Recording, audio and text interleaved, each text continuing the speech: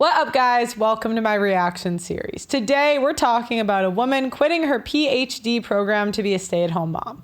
So, feminism was supposed to be about choice. A woman was supposed to be able to choose to do anything she wanted. The feminism today, it's not quite that. If a woman chooses to be a stay-at-home mom and take care of her kids, she is ostracized and belittled by modern progressive women. Modern women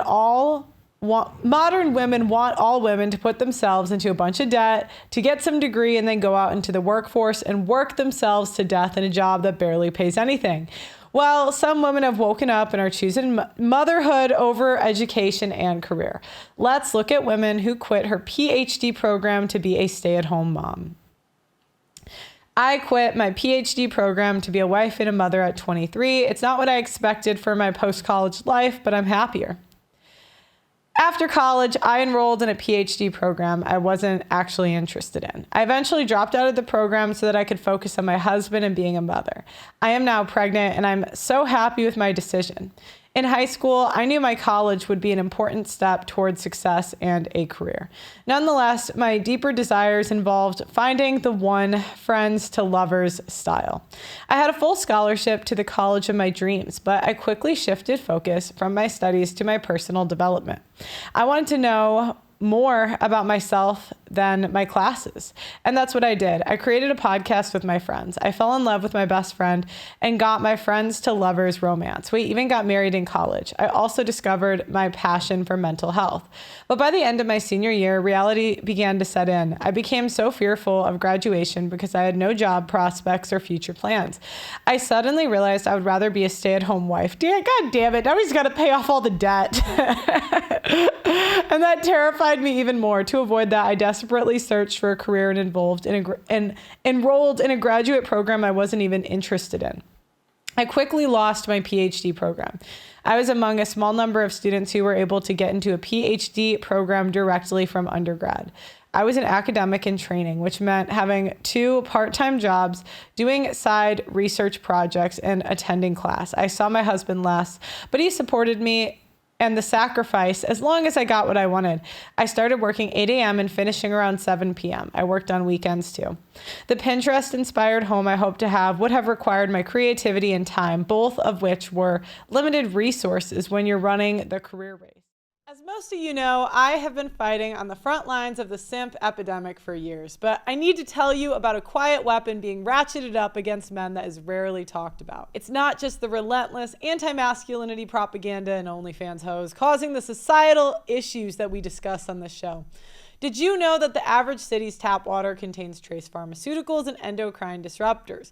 This often includes estrogen from birth control. The average adult consumes a credit card worth of plastic every single week. That's 5 grams of plastic a week on average. So it's no wonder that the average male's testosterone is half of what the average was 50 years ago.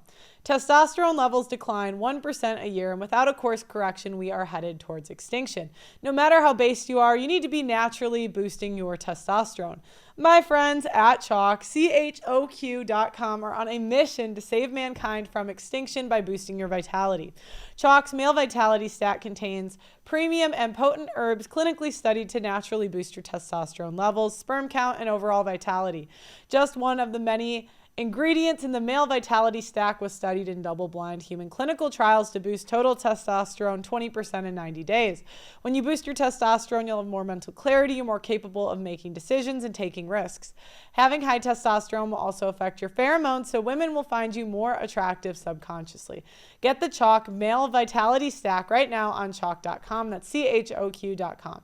Use my name Pearl as your coupon code and you'll get 25% off site-wide on Chalk.com. That's CHOQ.com. My name Pearl is the discount code. So we kept the white walls with no time to hang a framed picture of our wedding day. I started therapy oh my gosh. And I was forced to address the fear and anxiety that had pushed me to jump headfirst into a career I wasn't sure about. Toward the end of my first semester, I knew this career was not for me. I wasn't able to invest in my marriage. I wasn't able to write creatively on topics that mattered. And I wasn't becoming who I wanted to be.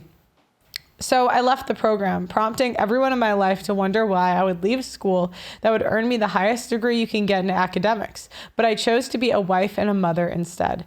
After leaving my program, I felt relief, then sadness, and then relief again. Undergrad was about becoming myself, but graduate school showed me the realities of unbecoming. Unbecoming a perfectionist, unbecoming a planner, and unbecoming a high achiever. The pain of unbecoming had given me the freedom to change. When I let go of grinding toward a career, I learned about my desire to be a mother.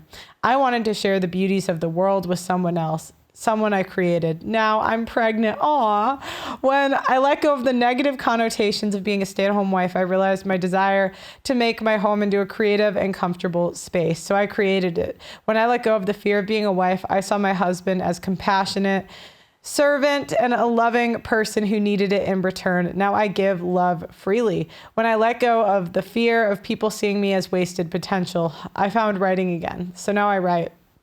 This is not what I expected for my post-graduation life, but my life is both better and different than my expectations. In the years after graduation, I've learned that becoming's shadow and unbecoming, they exist together. The becoming is full of excitement and hope. The unbecoming is full of truth, pain, and even fear. But there's hope on the horizon. Well, that's kind of cute. I hope she finds the treadmill, though, if this is her. I mean, that's cute. But, girl, you gotta get on the treadmill.